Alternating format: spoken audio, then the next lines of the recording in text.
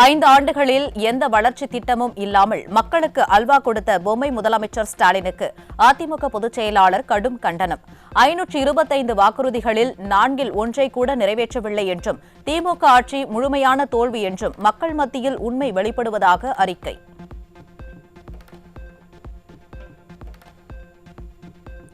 கோவை மற்றும் மதுரை மெட்ரோ திட்டங்களுக்கு மத்திய அரசிடம் முறையான அறிக்கை தராததே நிதி வராததற்கு காரணம் என ஸ்டாலின் அரசு மீது எதிர்க்கட்சித் தலைவர் குற்றச்சாட்டு.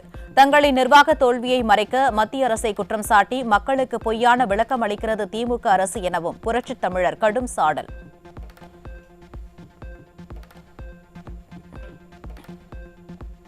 வரும் சட்டமன்ற தேர்தலில் தோல்வி நிச்சயம் என்பதை உணர்ந்து எதிர்க்கட்சித் தலைவர்களை தனிப்பட்ட முறையில் தாக்குகிறார் ஸ்டாலின் என அதிமுக பொதுச் செயலாளர் குற்றச்சாட்டு. திமுக 2.0 அல்ல 0 தான் கிடைக்கும் என்றும், தமிழக மக்கள் தெளிவான தீர்ப்பை தேர்தலில் வழங்குவார்கள் என்றும் எதிர்க்கட்சித் தலைவர் எச்சரிக்கை.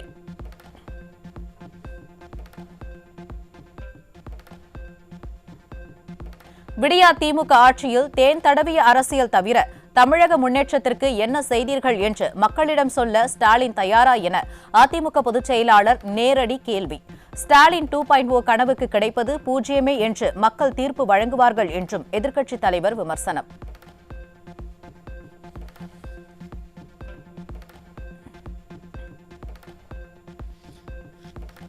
ஜல்லிக்கட்டு போட்டியில் மாடுபிடி வீரர்கள் உயிரிழக்க நேரிட்டால் 10 லட்சம் ரூபாய் இழப்பீடு வழங்கப்படும் உள்ளிட்ட பல்வேறு அறிவிப்புகளை தேர்தல் அறிக்கையாக வெளியிட்ட அதிமுக பொதுச் செயலாளருக்கு நேரில் நன்றி கூறிய ஜல்லிக்கட்டு விழா குழுவினர். தேர்தலில் அதிமுக பொதுச் செயலாளர் வெற்றி பெற்று வாக்குறுதிகளை முழுமையாக நிறைவேற்றி தருவார் என ஜல்லிக்கட்டு மாடுகளுடன் வந்து நன்றி தெரிவித்த விழா குழுவினர் நம்பிக்கை. மாண்புமிகு ஐயா அவர்கள், எடப்பாடியார் ஐயா அவர்கள் எங்கள் ஜல்லிக்கட்டை காப்பாற்றுவதற்கு தேர்தல் அறிக்கையாக அளித்துள்ளார்கள். அப்படிப்பட்ட அறிக்கையை வெளியிட்டதற்கு தமிழகம் முழுவதிலும் இருந்து அனைத்து ஜல்லிக்கட்டு சொந்தங்களும் ஒன்றாக திரண்டு வந்து அவருக்கு நன்றி சொல்வதற்காக நாங்கள் இங்கு வந்திருக்கின்றோம். ஐயா அவர்கள் ஆட்சி அரியணையிலே ஏறி இந்த கோரிக்கைகளை பூராவும் சட்டமாக ஆக்கி இந்த ஜல்லிக்கட்டை காப்பாற்றுவார் என்று முழுமனதோடு நம்புகிறோம்.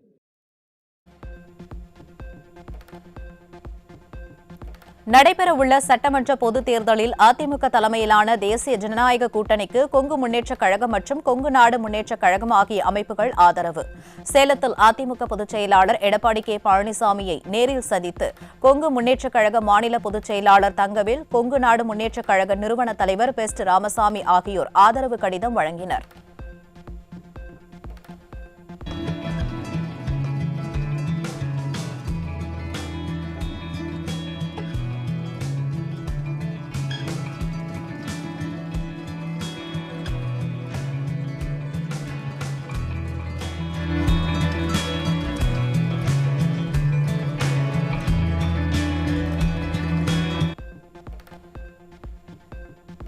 விவசாய பெருந்தலைவர் நாராயணசாமி நாயுடுவின் 101வது பிறந்த நாளை ஒட்டி அவரது நினைவிடத்தில் அதிமுக சார்பில் கழக தலைமை நிலைய செயலாளர் SP வேலுமணி மரியாதை.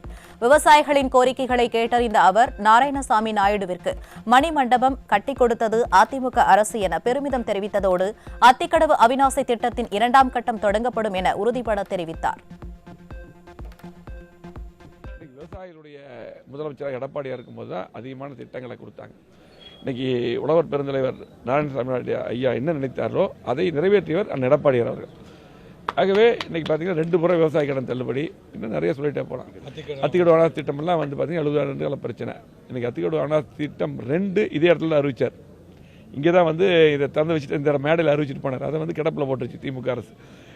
5 வருடமாக முழுமையாக எந்த திட்டமும் இன்றைக்கு நிறைவேற்றப்படவில்லை திமுக ஆட்சியில். மீண்டும் எடப்பாடி முதலமைச்சர் வருவது உறுதி. வந்த பின்னால் விடுபட்ட திட்டங்கள், திமுக செய்யாத திட்டங்கள்லாம் நிறைவேற்றுவோம். அதே போல குடியுரிமை திட்டம் எல்லாம் அற்புதமான திட்டம். கரியாச்சோழன் காலத்தில் இருந்த திட்டத்தை மீண்டும் புதுப்பித்து அற்புதமான திட்டம். அதுக்கப்புறம் தான் நிறைய ஏரிகள் கண்டுபிடிக்கப்பட்டு நீர் நிரப்பப்பட்டது.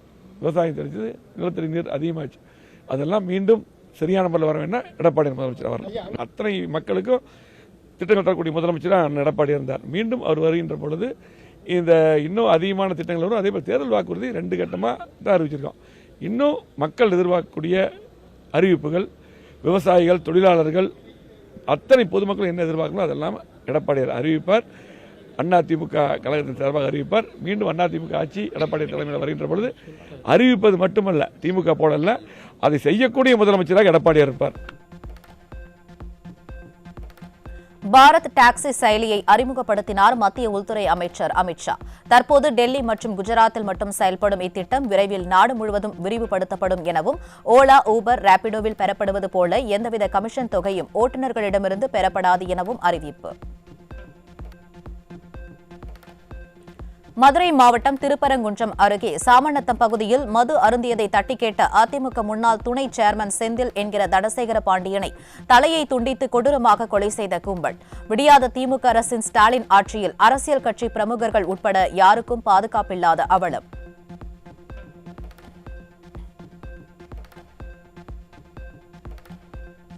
மதுரை மாவட்டம் திருப்பரங்குன்றத்தில் அதிமுக நிர்வாகி கொலை செய்யப்பட்டதற்கு அதிமுக பொதுச் செயலாளர் எடப்பாடி கே. பழனிசாமி கடும் கண்டனம்.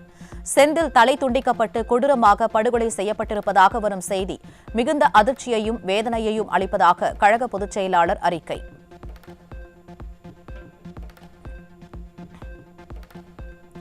மதுரை திருப்பரங்குன்றம் அருகே தனது தேநீர் கடையின் முன்பு இடையூறு அளிக்கும் வகையில் மது போதையில் இருந்தவர்களை தட்டி கேட்ட அதிமுக நிர்வாகி கொலை செய்யப்பட்ட கொடூரம். திமுக ஆட்சியில் தவறுகளை தட்டி கேட்போருக்கு மரணமே தண்டனையாக கிடைக்கும் அளவிற்கு சட்டம் ஒழுங்கு சீர்குலைந்து போயுள்ளதாக தமிழக பாஜக தலைவர் நயினார் நாகேந்திரன் காட்டம்.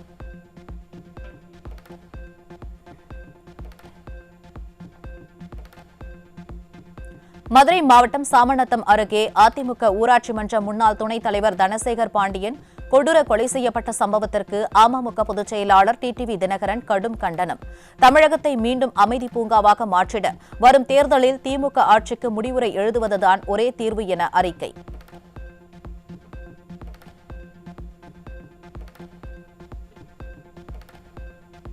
விழுப்புரம் அருகே போதையில் இளைஞர் தாக்கியதில் மனைவி படுகாயமடைந்ததுடன் மாமியார் உயிரிழந்த சோகம். போதையால் பல குடும்பங்கள் சீரழிந்து வரும் நிலையில் ஸ்டாலின் அரசை வீட்டுக்கு அனுப்பினால்தான் விடிவு காலம் பிறக்கும் என மக்கள் காட்டம்.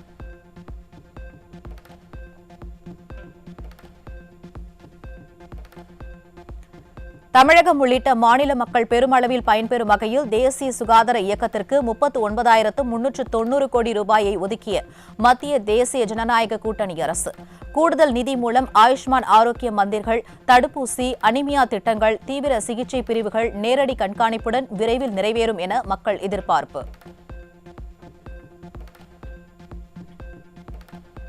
திமுக ஆட்சியில் ஊழல் இல்லாத துறையே இல்லை என்ற நிலையில் ஊழலில் கொடிகட்டி பறக்கும் துறை எது என்று போட்டி வைத்தால் பதிவுத்துறைதான் வெற்றி பெறும் என பாமக தலைவர் அன்புமணி விமர்சனம். ஸ்ரீபெரும்புதூர் சார் பதிவாளர் அலுவலகத்தில் 1 லட்சம் ரூபாயை கையூட்டாக கொடுத்து ஏமாந்ததாக குடிபோதையில் ஒருவர் தகராறு செய்த வீடியோ பரவி வருவதை சுட்டிக்காட்டி பாமக தலைவர் சாடல்.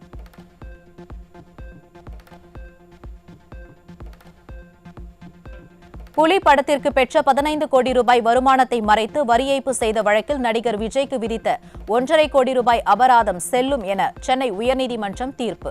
வருமான வரித்துறைக்கு எதிராக விஜய் தாக்கல் செய்த மனுவையும் நீதிமன்றம் தள்ளுபடி செய்த நிலையில் வரி மோசடி செய்த விஜய் ஊழலை பற்றி பேச என்ன தகுதி உள்ளது என மக்கள் சரமாரி கேள்வி.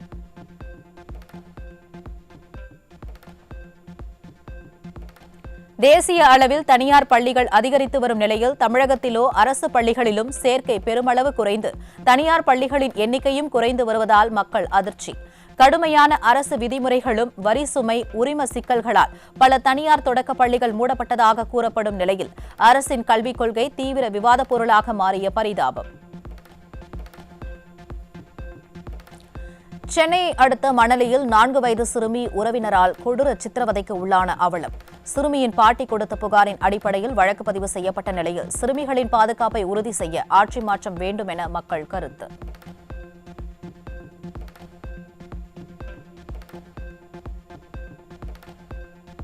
நீலாங்கரை கோவில் திருவிழாவின் போது 2 சிறுமிகளுக்கு பாலியல் தொல்லை கொடுத்த சிலம்பம் பயிற்றுநர் சிக்கினார். பச்சிளம் சிறுமிகளுக்கு பாதுகாப்பு வழங்க திறனில்லாத தீய சக்தி திமுக அரசு ஆட்சியில் இருந்து என்ன பயன் என பெற்றோர்கள் கேள்வி.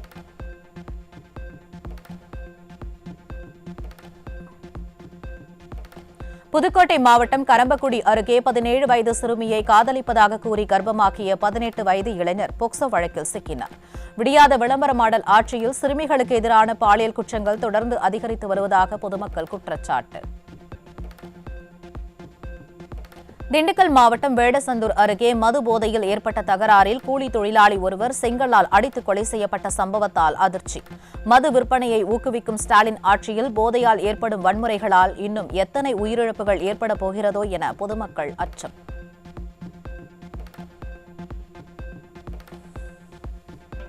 திருப்பத்தூரில் குடும்ப தகராறு காரணமாக மது போதையில் அண்ணனை கொடூரமாக தம்பி கத்தியால் குத்திய சம்பவத்தால் பரபரப்பு.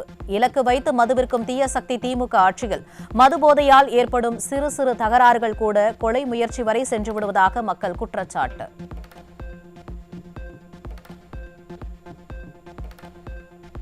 சிவகங்கை மாவட்டம் காரைக்குடி அருகே பிணையில் வந்த சிறை கைதியை கத்தியால் குத்தி படுகொலை செய்யப்பட்ட சம்பவம் பரபரப்பை ஏற்படுத்தியுள்ளது.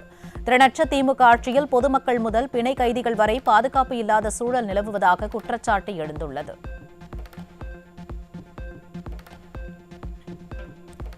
ராமநாதபுரம் மாவட்டம் தொண்டி அருகே உள்ள நம்புதாளையில் முன்விரோதம் காரணமாக மீன்பிடி படகில் ஏற்பட்ட மோதலில் மீனவர் ஒருவர் குத்திக் கொலை. திமுக ஆட்சியில் கடுமையான நடவடிக்கைகள் இல்லாததால் எது வேண்டுமென்றாலும் செய்யலாம் என்கிற துணிச்சலில் குற்ற சம்பவங்களில் ஈடுபடுவதாக பொதுமக்கள் சாடல்.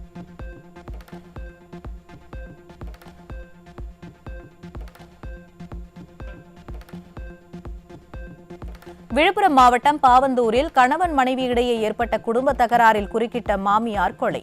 காயமடைந்த மனைவி மருத்துவமனையில் சிகிச்சை பெற்று வரும் நிலையில் சட்டம் ஒழுங்கு சீர்குலைவால் காவல்துறையின் மீதான பயம் இல்லாததால் அரங்கேறும் கொலை சம்பவங்கள்.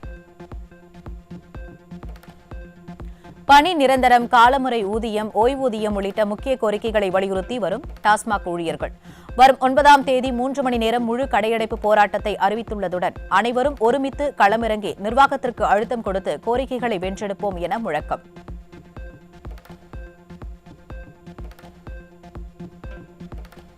தேர்தல் வாக்குறுதி எண் 313 உடனடியாக நிறைவேற்ற வேண்டும் என்பன உள்ளிட்ட 10 அம்ச கோரிக்கைகளை வலியுறுத்தி விடியாத அரசுக்கு எதிராக சத்துணவு மற்றும் அங்கன்வாடி ஊழியர்கள் மாநிலம் முழுவதும் போராட்டம்.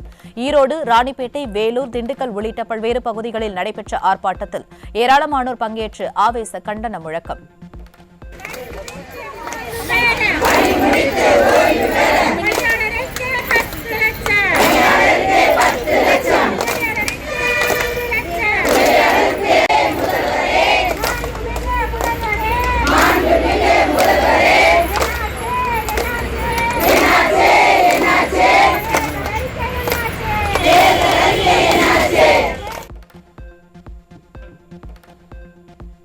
நீலகிரி மாவட்டம் கூடலூரில் ஊதிய உயர்வு, பணி பாதுகாப்பு உள்ளிட்ட பல அம்ச கோரிக்கைகளை முன்வைத்து அரசு கலை மற்றும் அறிவியல் கல்லூரி கௌரவ விரிவுரையாளர்கள் கல்லூரி நுழைவு வாயிலில் ஆர்ப்பாட்டம். கல்வி கற்பிக்கும் ஆசிரியர்கள், பேராசிரியர்கள் என அனைவரையும் வீதியில் நிறுத்தி போராட வைத்ததே விடியாத ஸ்டாலின் அரசின் 5 ஆண்டு கால சாதனை என மக்கள் சாடல்.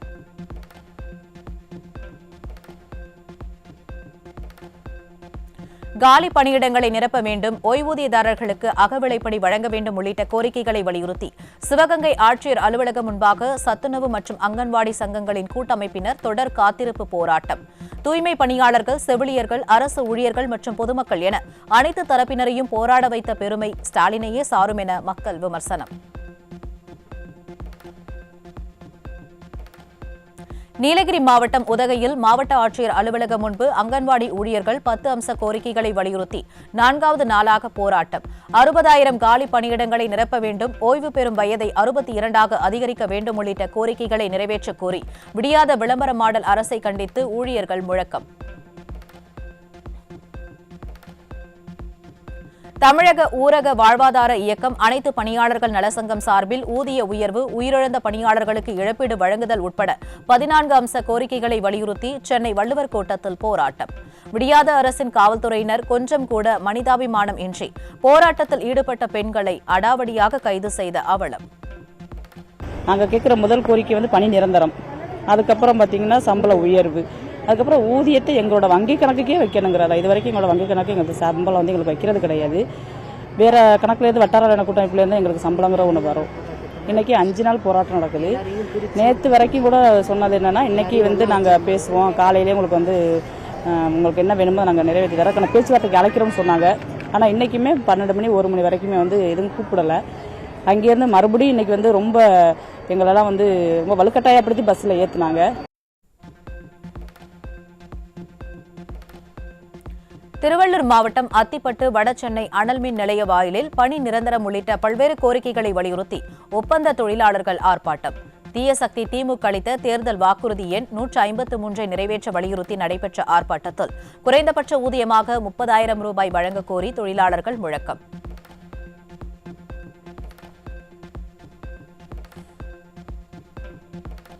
நான்காம் நிலைக்கு இணையான காலமுறை ஊதியம் வழங்கக் கோரி 250க்கும் மேற்பட்ட கிராம உதவியாளர்கள் மாவட்ட ஆட்சியர் வளாகத்தில் 2வது நாளாக காத்திருப்பு போராட்டம்.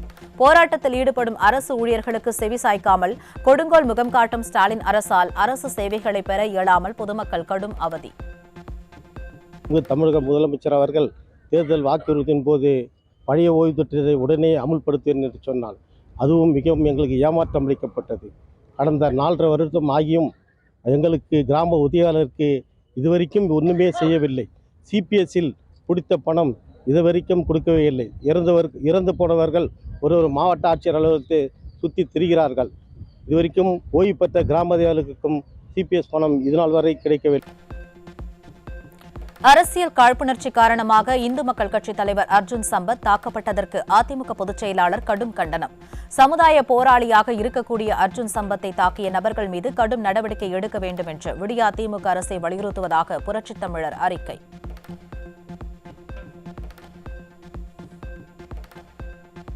கோவை மாவட்டம் காந்திபுரத்தில் புரட்சித் தலைவர் எம்ஜிஆர், புரட்சித் தலைவி அம்மா மற்றும் கழக பொதுச் செயலாளர் ஆகியோரின் பிறந்த நாளை முன்னிட்டு பொதுமக்களுக்கு நலத்திட்ட உதவிகள் வழங்கும் நிகழ்ச்சி.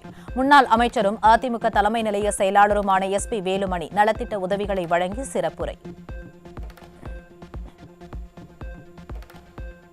திண்டுக்கல் மாவட்டம் வத்தலகுண்டு அருகே 11 கிலோ கஞ்சாவுடன் மூவர் சிக்கினர். காவல்துறை இப்படியே தூங்கி வழிந்தால் தமிழ்நாடு கஞ்சா போதையின் பிடியில் சிக்கி சீரழிவதாக மக்கள் வேதனை.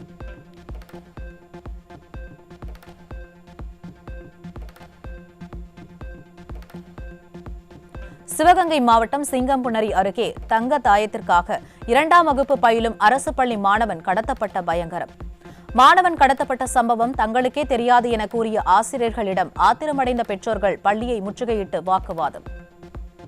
ஒரு திருடன் வந்து 1:50 போல ஸ்கூல்ல இருந்து கடத்திட்டு போயிட்டான். 4 மணி போல எங்களுக்கு தகவல் வருது, இந்த மாதிரி கோசிக்குறிச்சியில் ஒரு 35 கிலோமீட்டர் டிஸ்டன்ஸ் நிற்கிறாங்கன்னுங்கிறது. நாங்கள் இந்த ஸ்கூலில் வந்து நாங்கள் விசாரித்தோம். அப்போ இந்த ஸ்கூல் டீச்சர்ஸ் என்ன சொல்கிறாங்க, எங்களுக்கே அது தெரியலைங்கிறாங்க. நாங்கள் சொல்லி அவங்களுக்கே தெரிய வேண்டிய ஒரு சூழ்நிலை இருந்துச்சு. அதனால இந்த ஸ்கூலில் வந்து முறையான ஒரு வசதி இல்லை. ஏன்னா ஒரு பாதுகாப்பு இல்லாமல் இருந்ததுனால ஒரு சுற்றுச்சுவர் இருந்தால் அந்த பையன் வெளியில் போயிருக்க மாட்டான். இன்டர்வல்ல இந்த ஒரு பெரிய குளம் ஒன்று இருக்குது, கம்மா இருக்குது, கிட்டத்தட்ட 20 அடி. மழை காலங்களில் ஃபுல்லாக ரொம்ப இருக்கும். அந்த கம்மாவில் சப்போஸ் யாராச்சும் ஒரு பையன் விழுந்து உயிர் சேதம் ஏற்படுதுன்னா அதுக்கு யார் பொறுப்பாகிறது? இதுக்கு ஒன்று கவர்மெண்ட் இந்த அரசு இந்த பொறுப்பை எடுத்துக்கிறோமா, இல்லை இங்கே இருக்கக்கூடிய ஆசிரியர் இந்த பொறுப்பை எடுத்துக்கிறதா, இல்லை பெற்றோரா நாங்களே எங்கள் மேலே இந்த பொறுப்பை போட்டுக்கிறதா? சென்னையை அடுத்த ஆவடியில் மின் இணைப்பு வேண்டி விண்ணப்பித்த விவசாயியிடம் 15,000 ரூபாய் லஞ்சம் பெற்ற மின்வாரிய வருவாய் மேற்பார்வையாளர் பிடிபட்டார். ஸ்டாலின் ஆட்சியில் எங்கும் லஞ்சம், எதிலும் ஊழல் என அரசு அலுவலகங்கள் சீரழிந்து கிடப்பதாக மக்கள் வேதனை.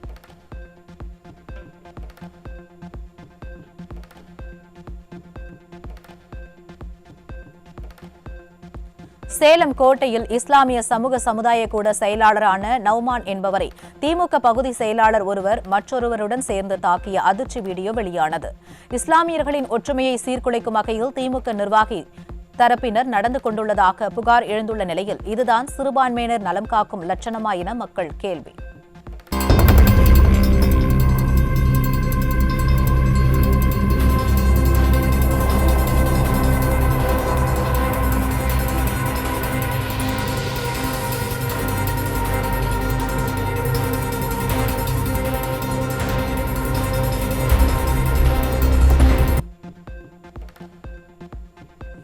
ஆர்டர்லி முறையை ஒழிக்க மாவட்ட அளவில் குழுக்கள் அமைக்கப்பட்டுள்ளதாக உயர்நீதிமன்றத்தில் அரசு தகவல்.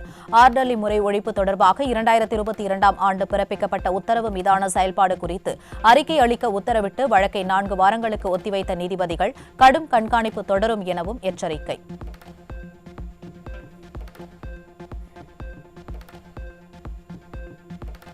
திருவாரூர் மாவட்டம் நன்னிலம் பகுதியில் பருவம் தவறி பெய்த கனமழை காரணமாக சுமார் 5,000 ஏக்கர் நெற்பயிர்கள் பூச்சி தாக்குதலுக்கு ஆளாகியுள்ளன. விவசாயிகள் கடும் வேதனையில் தவிக்கும் நிலையில் அரசு உடனடி நிவாரணமும் பூச்சி மேலாண்மை உதவியும் வழங்க வேண்டும் என்று கோரிக்கை வலுத்துள்ளது.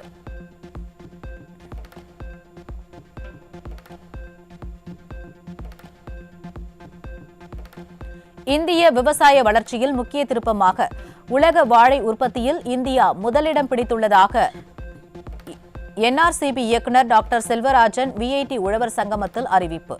பசுமை புரட்சிக்கு பின் உற்பத்தி உயர்ந்தாலும் தொழில்நுட்ப குறைபாட்டால் மகசூலில் பின்னடைவு ஏற்பட்டுள்ளதாக கடுமையாக சுட்டிக்காட்டிய விஐடி வேந்தர் விஸ்வநாதன் உடனடி சீர்திருத்தங்கள் அவசியம் என வலியுறுத்தல்.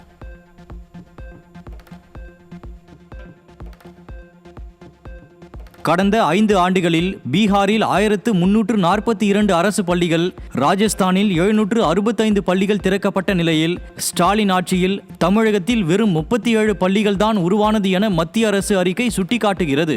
207 அரசு பள்ளிகள் மூடப்பட்டதும், 311 பள்ளிகளில் மாணவர் சேர்க்கை பூஜ்ஜியமானதும், 512 தனியார் பள்ளிகள் மூடப்பட்டதும் தமிழக கல்வி நிர்வாகத்தின் ஆபத்தான சரிவை வெளிப்படையாக காட்டுகிறது. தமிழகத்தில் மாணவர்கள் இல்லாத 311 அரசு பள்ளிகள், 432 ஆசிரியர்களுடன் இயங்கி வருவது கல்வி கட்டமைப்பு முற்றிலும் சிதைந்ததை வெளிப்படுத்தும் அவல நிலையாக மாறியுள்ளது. மாணவர் சேர்க்கை வீழ்ச்சி, நிர்வாக அலட்சியம், நிதி வீணாக்கம், அரசின் கல்விக் கொள்கை தோல்வி ஆகியவை சமூக எதிர்காலத்தை ஆபத்தில் தள்ளுவதாக கடும் விமர்சனம்.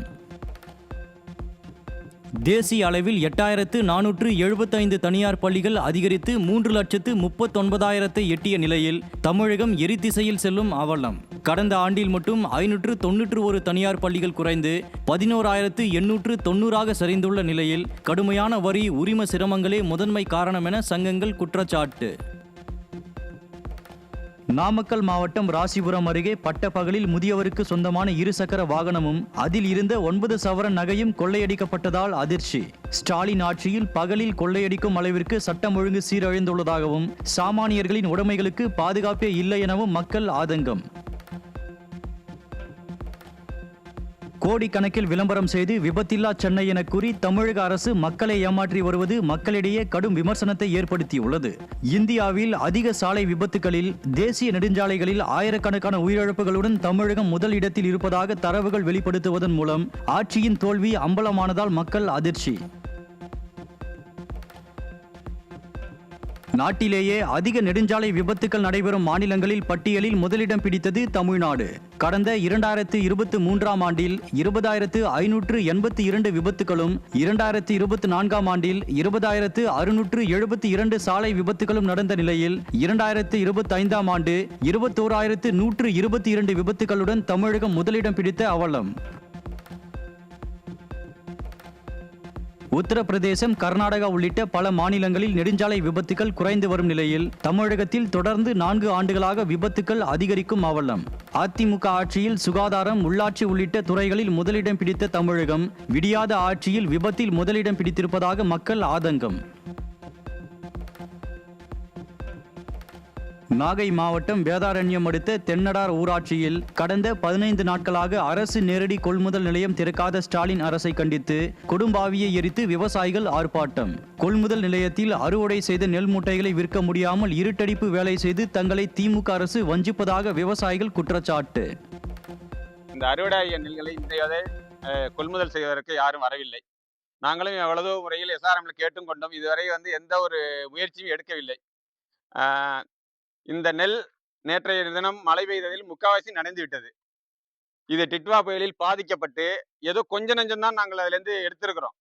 ஆனால் இந்த கவர்மெண்ட் எங்களுக்கு அதை பர்ச்சேஸ் பண்ணுறதுக்கு இவ்வளோ காலதாமதம் பண்ணுது. இந்த நெல்கள் அனைத்தும் உடனடியாக அரசு தலையிட்டு நெல்லை கொள்முதல் பண்ண வேண்டும். அதை கண்டித்து நாங்கள் இந்த உருவ பொம்மையை எரித்து கண்டனத்தை தெரிவித்துக் கொள்கிறோம்.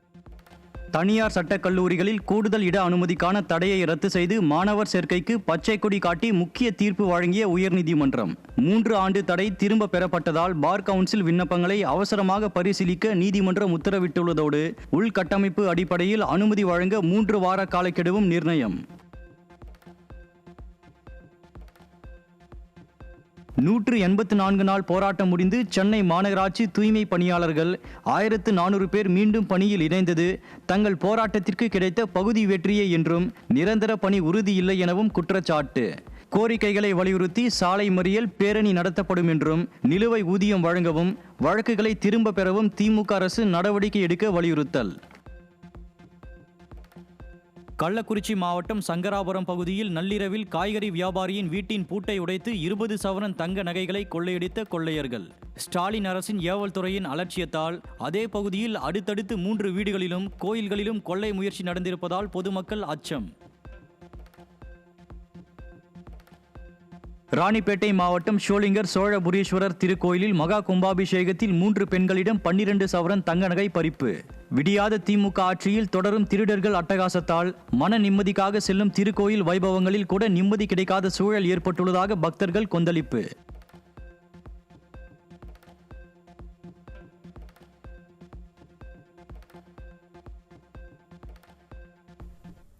ராணிப்பேட்டை மாவட்டம் அரக்கோணத்தில் பள்ளிக்கு சென்ற சிறுவனை தெருநாய் கடித்து குதறிய சம்பவத்தால் பொதுமக்கள் அதிர்ச்சி. தெருநாய்களை கட்டுப்படுத்துமாறு உச்சநீதிமன்றம் உத்தரவிட்டும் திறனற்ற திமுக அரசு அலட்சியம் காட்டி வருவதால் கடும் அவதியடைந்துள்ளதாக பொதுமக்கள் குற்றச்சாட்டு. ஒரு வெறிநாய் கடிச்சிருக்கு, ஒரு பல்லு பட்டாலும் நாங்கள் சமாளிப்போம், ஆனால் கடிச்சு குதறி இருக்கு. அதை பார்த்துட்டு எல்லாருமே பரிதாபப்படுறாங்க. நாங்கள் இந்த விஷயம் அரக்கோணம் முனிசிபாலிட்டி கவனத்துக்கு செலுத்தினோம். ஆனால் அவங்க இதுவரையிலும் யாரும் அவங்க தரப்பில் யாரும் பார்த்த மாதிரி தெரியல, ஒரு ஆறுதல் கூட சொன்ன மாதிரி தெரியல. திருச்சி மாவட்டம் துறையூர் அருகே பெத்துப்பட்டி அரசு நேரடி நெல் கொள்முதல் நிலையம் கடந்த 20 நாட்களாக திறக்கப்படாததால் கொட்டி வைத்த நெல்மணிகள் மழையில் முளைத்து சேதமானதை கண்டு கண்ணீர் விட்டு கதறிய விவசாயி. ஓரிரு தினங்களில் தங்களது நெல்களை கொள்முதல் செய்யவில்லை என்றால் சேதமடைந்த நெல்லை கொட்டி வைத்து தற்கொலை செய்து கொள்ளப் போவதாக விவசாயிகள் வேதனை. இன்னும் ஒரு நாள் 2 நாளுக்குள்ளே எடுக்கலைன்னா மறுபடி எல்லா நெல்லும் முளைச்சி வீணாகிற தருணத்தில் இருக்குது. இதை சீக்கிரம் மாவட்ட ஆட்சியர் இது ஒரு முடிவு பண்ணி சீக்கிரம் எங்களை வாழ்வாதாரத்தை காப்பாற்றினீங்கன்னா பரவாயில்ல. இல்லைன்னா இதில் பல குடும்பங்கள் மருந்தை குடித்து சாவதான் வேணும், வேறு ஒன்றும் வழியே இல்லை. தமிழக ரேஷன் கடைகளில் உள்நாட்டில் உற்பத்தியாகும் தேங்காய் எண்ணெயை மானிய விலையில் வழங்க வலியுறுத்தி சென்னையில் விவசாயிகள் ஆர்ப்பாட்டம். உடலுக்கு தீங்கு விளைவிக்கின்ற வெளிநாட்டில் இருந்து இறக்குமதியாகும் பாமாயிலை தடை செய்துவிட்டு தேங்காய் எண்ணெயை ரேஷன் கடைகளிலும் மற்றும் சத்துணவு திட்டத்திற்கும் பயன்படுத்த வலியுறுத்தல். பாமாயில்ங்கிறது வெளிநாட்டில் உற்பத்தி ஆகிற ஒரு எண்ணெய். தமிழ்நாட்டில் அந்த மரமே கிடையாது. இந்தியாவில் எங்கே சில இடத்துல விவசாயம் நடக்கிறது, பெரும்பாலான உற்பத்திங்கிறது வெளிநாட்டிலேருந்து தான் வருது. அந்த எண்ணெய்க்கு நான் சொன்ன மாதிரி ஏற்கனவே 2800 கோடி ரூபாய் மானியம் கொடுத்து தமிழ்நாடு அரசு இறக்குமதி செய்யுது. அந்த பணத்தை நீங்க மானிய விலையில தென்னை விவசாயிகளுக்கு கொடுத்தால் நிச்சயமாக நம்முடைய உள்நாட்டு விவசாயிகள் எந்த வாக்காளர்களுக்கு வாக்களித்து வெற்றி பெற்றீர்களோ அந்த மக்கள் பயன்பெறுவாங்கிற அடிப்படையில் தான். ஏன்னா தேங்காய் எண்ணெய் பாமாயில ஒப்பிட்டால் நிச்சயமா விலை அதிகம். அதனால தான் நாங்கள் மானிய விலையில தேங்காய் எண்ணெய் கொடுக்கணுங்கிற கோரிக்கை நாங்கள் முன்வைக்கிறோம். நாமக்கல் மாவட்டம் வெங்கரை அருகே மயானத்திற்கு செல்லும் வழியை மறைத்து கட்டப்பட்டுள்ள சுற்றுச்சுவரை இடிக்க கோரி பொதுமக்கள் போராட்டம். சுற்றுச்சுவரை இடிக்க கோரி நீதிமன்றம் உத்தரவிட்டிருந்த நிலையில் அதனை செயல்படுத்தாத ஸ்டாலின் அரசை கண்டித்து வீடுகளில் கருப்பு கொடி ஏற்றம். கள்ளக்குறிச்சி மாவட்ட ஆட்சியர் அலுவலகம் முன்பு 4ஆம் நிலைக்கு இணையான காலமுறை ஊதியம் வழங்க கோரி தமிழ்நாடு அரசு கிராம உதவியாளர் சங்கம் சார்பில் 2வது நாளாக காத்திருப்பு போராட்டம். விடியாத ஸ்டாலின் அரசு தங்களது கோரிக்கையை நிறைவேற்றும் வரை போராட்டம் தொடரும் என தூத்துக்குடியில் ஆட்சியர் அலுவலகம் முன்பு போராட்டத்தில் ஈடுபட்ட கிராம உதவியாளர் சங்கத்தினர் திட்டவட்டம். பணி மேம்பாடு ஊதியத்தை நிலுவைத் தொகையுடன் வழங்காத விளம்பர மாடல் திமுக அரசையும் உயர்கல்வித்துறையையும் கண்டித்து அரசு உதவி பெறும் கல்லூரி பேராசிரியர்கள் தூத்துக்குடி வஉசி கல்லூரியில் போராட்டம். அரசு ஊழியர்களுக்கு பணி மேம்பாடு, ஊதிய உயர்வு உள்ளிட்ட கவர்ச்சிகரமான தேர்தல் வாக்குறுதிகளை அளிக்கும் விடியாத அரசு அதை நிறைவேற்ற மனமில்லாமல் இருப்பதாக மக்கள் குற்றச்சாட்டு. ஊதிய உயர்வு, பணி நேர வரையறுப்பு உள்ளிட்ட கோரிக்கைகளை வலியுறுத்தி கடலூர் பழைய ஆட்சியர் அலுவலகம் எதிரே பிச்சை எடுக்கும் போராட்டத்தில் ஈடுபட்ட மக்களை தேடி மருத்துவ திட்ட பெண் ஊழியர்கள். நாளுக்கு நாள் பணிச்சுமையை அதிகரிக்கும் விடியாத அரசு பணியாளர்களின் சிரமத்தை துளியளவும் பொருட்படுத்தவில்லை என போராட்டத்தில் ஈடுபட்ட ஊழியர்கள் வேதனை. எங்களுக்கு தன்னார்வலர் சொல்லி வேலையை மட்டும் வாங்குறாங்க. எவ்வளோ வேலை. இப்போ நாங்கள் சொன்னது எங்களுக்கு மருந்து மாத்திரை கொடுக்கணும், பிபி சுகர் பார்க்கணும்னு சொன்னதுதான். ஆனால் இப்போ லெப்ரசி சர்வே போங்க, ஓசிஎஸ் என்ட்ரி போடுங்க, கேன்சர் சர்வே போங்க. தினமும் இப்போ இந்த கேன்சர் ஓசிஎஸ்ன்னு ஒரு இது வந்ததுலேருந்து எங்களுக்கு ரொம்ப மன உளைச்சலாக இருக்குது சார். அதுக்கு ஒரு நாள் போயிட்டு ஓசிஎஸ்க்கு பேர் நேம் கேட்டு எழுதிட்டு வருது. அவங்கள செக் பண்ணி ஓரல் பிரெஸ்ட் எல்லாம் செக் பண்ணி நேம் எழுதிட்டு வந்து அதுக்கு ஒரு ஐடி ஓப்பன் பண்ணி அந்த ஐடி ஓப்பன் பண்ணுறதுல பெரிய வேலையாக இருக்குங்க சார் எங்களுக்கு. சென்னையில் 22 கேரட் தங்கம் விலை சவரனுக்கு காலையில் 1600 ரூபாய் குறைந்த நிலையில் மாலையில் 1040 ரூபாய் உயர்ந்து ஒரு சவரன் 1,14,500 ரூபாய்க்கு விற்பனை. வெள்ளி விலை இன்று காலை கிலோவுக்கு 20,000 ரூபாய் குறைந்த நிலையில் மாலை எந்த மாற்றமும் இன்றி ஒரு கிலோ 2,80,000 ரூபாய்க்கு விற்பனை. சோலைமலை முருகன் கோயிலில் 11 ஆண்டுகளுக்கு பின்னர் நடைபெற இருக்கும் கும்பாபிஷேக விழா பாலாலய பூஜையுடன் தொடங்கியது. நிகழ்வில் ஏராளமான சிவாச்சாரியார்கள், பொதுமக்கள், பக்தர்கள் பங்கேற்று சுவாமி தரிசனம். இந்தியாவின் நைட்டிங்கேல் என்று அழைக்கப்படும் புகழ்பெற்ற பின்னணி பாடகி இசைக்குயில் லதா மங்கேஷ்கரின் 4ஆம் ஆண்டு நினைவு நாள் அனுசரிப்பு. 7 தசாப்தங்களுக்கும் மேலாக 36க்கும் மேற்பட்ட மொழிகளில் 30,000த்திற்கும் மேற்பட்ட பாடல்களை பாடி இனிமையான குரலால் இசைத்துறையில் அவர் பெற்ற செல்வாக்கு ஈடு இணையற்றது. பாகிஸ்தான் தலைநகர் இஸ்லாமாபாத்தில் மசூதி ஒன்றின் மீது தற்கொலை படையினர் நடத்திய தாக்குதலில் 31 பேர் உயிரிழந்த சோகம். தொழுகை நேரத்தில் நடத்தப்பட்ட குண்டுவெடிப்பில் 160க்கும் மேற்பட்டோர் படுகாயம். துபாய் உச்சிமாநாட்டில் இந்திய ஆசிரியர் ரூபல் நாகி உலகளாவிய ஆசிரியர் விருது பெற்று சாதனை.